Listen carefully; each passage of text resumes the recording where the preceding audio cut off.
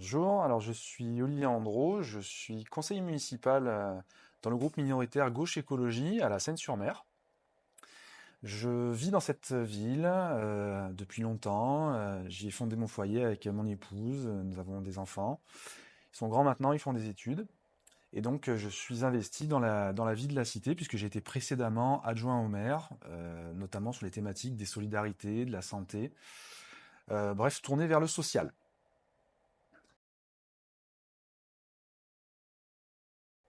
J'ai écrit ce livre pour deux raisons. La première, c'est que ça fait maintenant plus de 15 ans que je suis investi voilà, dans l'action politique locale et qu'il y a des sujets qui reviennent souvent, des sujets communs. Dans les discussions, tout le monde a un avis, beaucoup de commentaires, notamment sur les réseaux sociaux.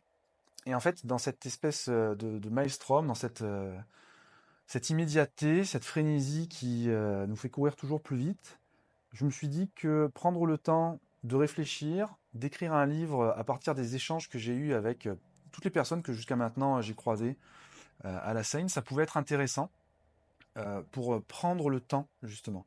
Prendre le temps de recueillir cette parole et puis d'échanger. Donc c'est une respiration aussi, ce livre.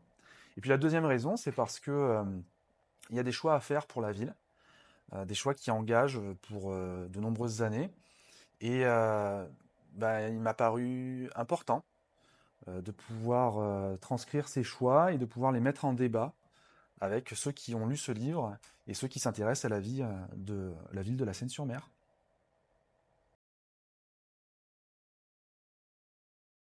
Alors c'est un terme un peu ronflant, hein, écosystème.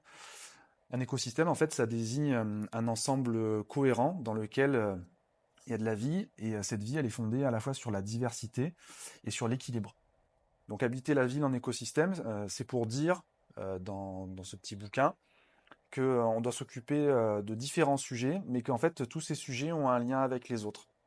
Et par exemple, souvent il y a une thématique qui revient euh, concernant la circulation, hein, le fait de pouvoir aller et venir à la Seine, et notamment la traversée du port.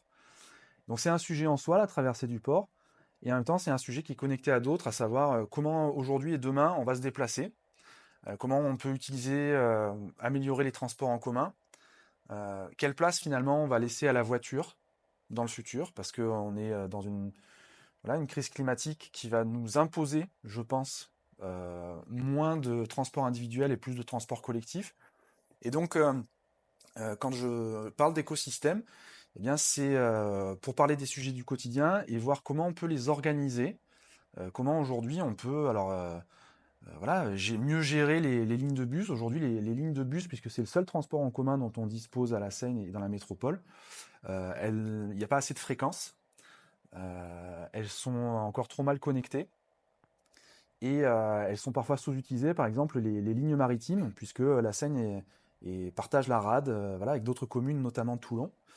Donc l'idée, c'est de réfléchir à comment on peut mieux utiliser les transports en commun et comment on peut mieux traverser la ville, puisque c'est très difficile de traverser la ville du nord au sud et inversement, parce qu'il y a ce goulet d'étranglement du port. Et donc, bah, il y a un autre sujet connexe à cette traversée du port, c'est finalement comment on peut le transformer en lieu de rencontre, parce qu'aujourd'hui, c'est juste un lieu de passage. Donc, c'est un lieu qui génère de la nuisance sonore, où on n'a pas envie de s'arrêter, alors qu'en fait, ça devrait être le centre de la ville. Et aujourd'hui, quand on regarde une carte de la ville, eh ben, on voit qu'il n'y a pas de place. Ou en tout cas, les seules places qui existent, ce sont des places qui sont à la périphérie du centre-ville. Donc ce ne sont pas des lieux de centralité, ce ne sont pas des lieux où on se rencontre. Et le seul lieu de rencontre qui existe aujourd'hui, ben, c'est le parc de la Navale qui est de l'autre côté du port. Et donc ce port, c'est devenu en fait une frontière entre différents quartiers de la Seine. Et l'idée de la traversée du port, c'est à la fois d'améliorer la circulation et en même temps de créer un nouvel espace de centralité où on puisse se rencontrer et qui puisse innerver le centre-ville. Et vous voyez, j'aborde déjà un troisième sujet, c'est celui du centre ancien.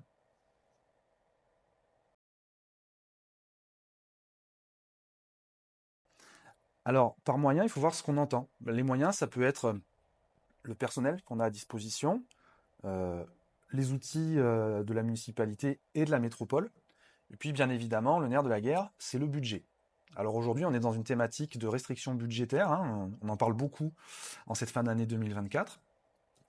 Et donc, ce qu'il faut, c'est étudier le budget de la ville. Le budget de la ville, il y en a un pour l'investissement et un pour le fonctionnement. C'est pas la même chose. Donc quand on veut créer un espace, ou construire une école, bref, un équipement structurant, on parle du budget d'investissement. Et aujourd'hui, la ville de La Seigne, c'est une ville qui a un budget qui est somme toute assez restreint. Et par exemple, cette traversée du port, si on comblait la moitié du port pour en fait gagner de la terre, hein, sur la mer, ça semble être déjà la solution la moins coûteuse, parce qu'on a déjà par le passé entendu parler de ponts, de tunnels, de passerelles, mais ça, ce sont des ouvrages d'art très coûteux, et je pense qu'aujourd'hui, personne n'a les moyens de le mettre en œuvre. En revanche, combler une partie du port, ça se chiffre à plusieurs millions d'euros. Vu les finances de la ville et vu ce dont elle dispose en budget d'investissement, c'est un projet qui se financerait sur l'échelle d'un mandat. Il faudrait, on l'estime, voilà, l'étaler sur entre 4 et 6 ans en termes d'investissement. Et ça impliquerait de faire certains choix. C'est-à-dire que oui, on a les moyens d'investir là-dedans, mais par contre, si on investit là-dedans, peut-être qu'on n'investira pas dans autre chose. Et donc, ça nécessite du dialogue, ça nécessite qu'on échange sur ce sujet, parce que nous en avons les moyens. En revanche, nous devons assumer des choix.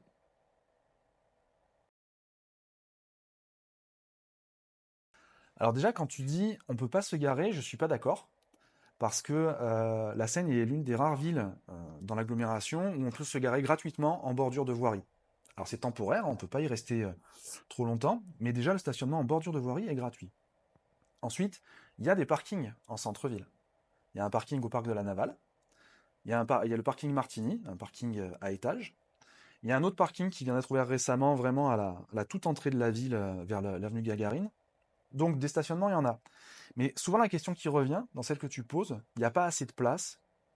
En fait, c'est l'usage de la voiture qui doit être questionné derrière. Est-ce qu'aujourd'hui, j'ai besoin de me garer jusque dans les rues du centre-ville pour aller faire mes courses? Est-ce que je peux faire l'effort d'aller me garer dans un parking à étage ou dans un parking qui est de l'autre côté du port et il faut que je marche 5 minutes pour aller au centre-ville? Ça re-questionne l'usage de la voiture et l'usage aussi qu'on fait de la ville. Aujourd'hui, en fait, on a l'impression qu'il n'y a pas assez de place parce qu'en fait, on ne fait que traverser cette ville. Demain, s'il y a un nouvel espace de centralité, ça sera plus cohérent de se garer et ensuite de marcher quelques minutes parce qu'en fait, on aura quelque chose à partager. On n'aura pas juste à traverser le port. Donc moi, je dis qu'il y a assez de parking à la Seine et que la problématique, c'est plus celle de la circulation et de l'usage de la voiture et donc des transports en commun. Quelle place on va donner à notre bus à haut niveau de service, hein, ce qu'on appelle le transport en commun en site propre, qui est voilà, qui n'est pas encore arrivé à la Seine, c'est un serpent de mer depuis des dizaines d'années. Et du coup, ça veut dire que tout à l'heure, je te parlais d'écosystème. Ben, effectivement, si on raisonne avec euh, de nouveaux paradigmes en termes de stationnement, de transport en commun, qu'on crée de nouveaux espaces de centralité, ça permet, à mon sens, de réinnerver le centre-ville à partir de cette nouvelle place centrale sur le port. Et puis, ça, c'est de l'organisation. Et il y a aussi des actions que la ville peut porter, des choix qu'elle peut faire et assumer. Par exemple, sur la redynamisation du centre-ville et les commerces en centre-ville, euh, une commune, elle peut faire le choix de préempter lorsque des locaux se vendent, c'est-à-dire d'acheter. En faisant ça, de proposer des directions pour les commerces. Il y a des différentes communes qui ont déjà fait ça. L'idée, c'est de préempter et de donner une destination au commerce puisque la ville devient bailleur. C'est la ville qui loue.